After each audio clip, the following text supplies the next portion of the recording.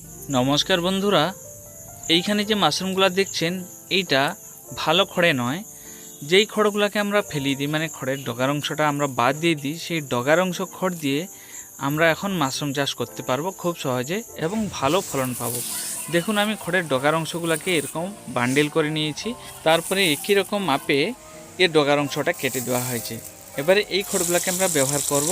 তো এগুলাকে আমরা গরম জল দিয়ে ভিজিয়ে রেখে দেবো 5-7 ঘন্টা, পুরো জলে ডুবে থাকবে। তারপরে ছেঁকে আমরা মিনিমাম 3 ঘন্টা মতো রেখে বেড ফেলতে পারবো, কারণ আমরা এই ডগার অংশটা যেহেতু ব্যবহার করছি, ডগার অংশ খুব তাড়াতাড়ি জলটাকে শুকিয়ে দিতে পারে, মানে জলটা শুকিয়ে যায়, জল বেশি সময় থাকে না। তাই আমরা কম সময়ে এটা ছেঁকে রেখে আমরা এরকম বেড ফেলবো। দেখুন, মাটির উপরে আমি কিছু সিমেন্টের যে কংক্রিটগুলো থাকে ওইগুলো বিছিয়ে নিয়েছি, তারপর একটা পলিথিন বিছিয়ে 3টা খড়কে আমি জুড়ে জুড়ে বাঁধনি হিসাবে বিছিয়ে নিয়েছি। তারপর খড়গুলোকে আগাগোড়া করে আমি বিছিয়ে নিয়েছি। বিছিয়ে নেওয়ার পর আমি দিয়ে দিলাম বেসনের জায়গা আপনারা যেটা ভুসি, গমের ভুসি হয়, ওটা ব্যবহার করতে পারেন। তারপরে বীজগুলোকে ছোট ছোট টুকরা করে দিয়ে তারপরে আবার খড়টাকে এরকম দিয়ে দেওয়া হচ্ছে। এবারে দেখুন বন্ধুরা, বীজটা ব্যবহার করার আগে কিন্তু দেখবেন বীজটা জমাট বেঁধেছে কিনা। যদি জমাট না বেঁধে থাকে তখন ওইটাকে ইউজ না করাটাই ভালো। ইউজ করলে কোনো রকম আমরা ফলাফল পাবো না।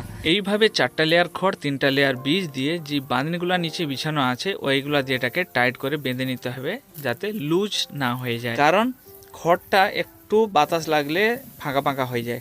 এবারে এর ভিতরে আরেকটা কাজ আমি করেছি, সেটা কি না, নরম খড়, সেই নরম খড়গুলোকেও জল দিয়ে ভিজিয়ে নেওয়া হয়েছিল, সেটাকে একটু ছেঁকে রেখে এর উপরে দিয়ে দেওয়া হচ্ছে, কারণ খড়টা যাতে শুকোবে না। আর এই খড়গুলোকে আমরা মাশরুম চাষে এমনিতে ব্যবহার করি না, কিন্তু এই খড়গুলোকে আমরা গরম জল দিয়ে ভিজিয়ে আমরা ব্যবহার করব। এবারে একটা সাদা পলিথিন দিয়ে এটাকে ঢাকা দিয়ে রেখে দিতে হয় 7 দিনের জন্য। আমি যেই বেডটা ফেলেছি গাছের নিচে ছাওয়াতে, রোদ লাগলে কিন্তু ভালো হবে না। 7 দিনের পর পলিথিনটাকে আমরা খুলে দেবো। এর ভিতরে মাইসিলিয়ানটা ঠিকঠাক গ্রো করে যায়।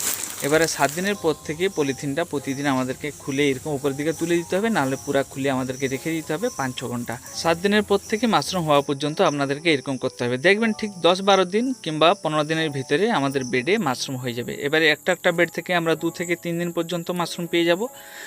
গতকাল কিছুটা মাশরুম হারভেস্ট করা হয়েছে, আর আজকে দেখুন এই পরিমাণে মাশরুম হয়েছে। গতকালকে যে মাশরুমটা হারভেস্ট করা হয়েছে তার ভিডিওটা করা হয়নি, আর আজকে এই কটা হয়েছে। এবারে আরও কিছু পিনহেড আছে যেগুলো কালকের দিকে হবে। আসলে এখন কি হচ্ছে, মেশিনে ধান কেটে নেওয়ার ফলে খড়টা খুব কম পাওয়া যাচ্ছে, আর যেই খড়টা পাওয়া যাচ্ছে সেই খড়টা এত দাম, যাতে আমরা এই দাম দিয়ে মাশরুম চাষ করলে আমরা লাভ কিছু করতে পারবো না, বরং লস হয়ে যাবে। তো সেই কারণে এখনকার সময়ে খড় নষ্ট না করে এইভাবে আমরা মাশরুম চাষ করতে পারবো। ভিডিওটা ভালো লাগলে লাইক, শেয়ার, সাবস্ক্রাইব অবশ্যই করুন।